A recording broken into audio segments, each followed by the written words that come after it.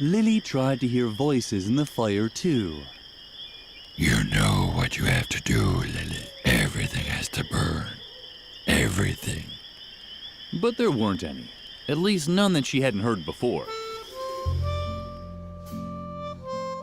Edna and Harvey, Harvey's New Eyes, is a point-and-click adventure game. You play as Lily, a shy little orphan girl. Lily is a good girl, but she always manages to create problems for herself. And when the convent is visited by the psychiatrist from a local mental asylum, it all escalates and Lily ends up going on an adventure. The story is told with endearing cartoon visuals, which I really like, and it is well optimized as well, because it runs very nicely on my 3080. The visuals are accompanied by excellent music and good voice acting. Lily liked everything that was colorful. Flowers, butterflies, and bruises she got from behaving badly. It is a fun ride, and the story is a bit darker than what you might expect from the cheery visuals. There is plenty of dark humor, and what sets this game apart from a lot of other comedy adventure games is that it actually can be funny.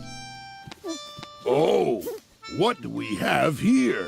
A little girl, without parents, all alone in the night. How sweet. What brings you into this dark dive where no one can hear you scream? Alcohol? I can't serve children alcohol. I'm missing the recipe for the only alcoholic cocktail on the menu, the Volcano Berserker. Plus, I ran out of the ingredients. So, if you want a drink, you'll have to get me the right ingredients. And then the drinks will be free. Here, the menu. Oh my God, look! It's disgruntled postal workers! For comedy movies, I have heard about the 6 laugh rule, saying that for a movie to be considered a comedy, it should get you to laugh at least 6 times. Many comedy adventure games fails this test, despite being much longer, and I believe that is why I don't really like a lot of comedy adventure games. But this game actually made me laugh out loud several times, which I really liked. I don't want to oversell it, as I don't think it passes the 6 laugh rule for every 2 hours of gameplay, but at the very least it does something very right. If we get back to the actual story, then it is a weird mix of things. The setting is nice, the dialogue is good, and there are plenty of likable characters, and the game grabbed my attention. But it also suffers from the usual story issues that almost all adventure games has. Instead of focusing on the story, the game instead introduces an endless stream of characters and situations that makes sense for the puzzles, but for the story it is just pure filler, and it makes the story feel unfocused with bad pacing. After completing it, I am also left with the same feeling I had after completing the first Deponia. Daedalic are good at creating characters, dialogue and good scenes, but tying it all up together into a coherent and meaningful story just doesn't seem to be their strong suit. Don't get me wrong, there is a lot to like about the story, but it is hard not to be left with the feeling that it could have been so much more. Some things also doesn't make any sense, which is a good enough segue to talk about the game's puzzles. What Lily now did was actually void of all logic, and she could already hear uproar of the online reviewer, but she did it anyway. There are many layers of craziness when it comes to this game's puzzles.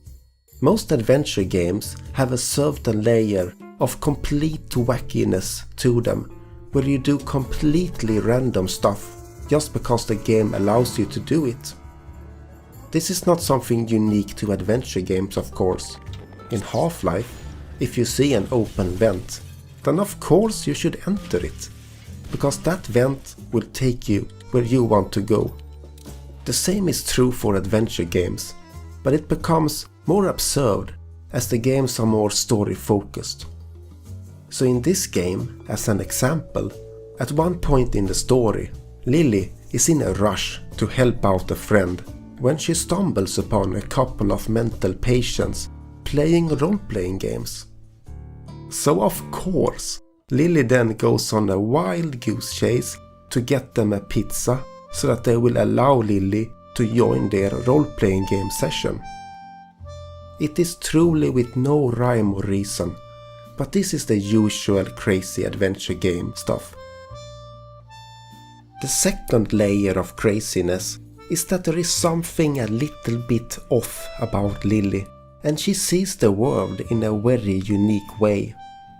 What makes this more interesting is that the world seems to be a little bit scared of Lily as well, so it will play along with her craziness, and often the solutions for your problems is something completely ridiculous and stupid. But then it might possibly make sense for a little crazy girl. There is a certain level of charm to these puzzles, and in the early stages of the game, I found that they really nailed a good puzzle difficulty level. Later on in the game, however, it escalates, and I have no shame saying that I threw in the towel and looked up walkthroughs, because some of these puzzles are just completely crazy. I am actually very thankful that I did this, because otherwise I wouldn't have noticed a game-breaking bug, which meant that I couldn't proceed in the game due to a missing dialogue choice. Many players seems to have encountered this little bug, and Daidalic's official response is to go to their site and download a save file to get past it, which I did. This is actually very crappy that they don't bother fixing this issue, and I truly feel bad for all the people out there refusing to look up a walkthrough, because they will be stuck there for all eternity. Ignoring this bug, I have no issues recommending this game. It is a charming game that does a lot of things right, even though it certainly have its problems. So if you like dark humor and point-and-click adventure game, then give it a go. You will most likely have a good time. Oh well, that's the way it goes. In any case, you wait here. I'll come and pick you up from exactly this spot tomorrow or the day after tomorrow, at the latest. Although the day after tomorrow is a holiday. But oh well, you'll see. Just wait here.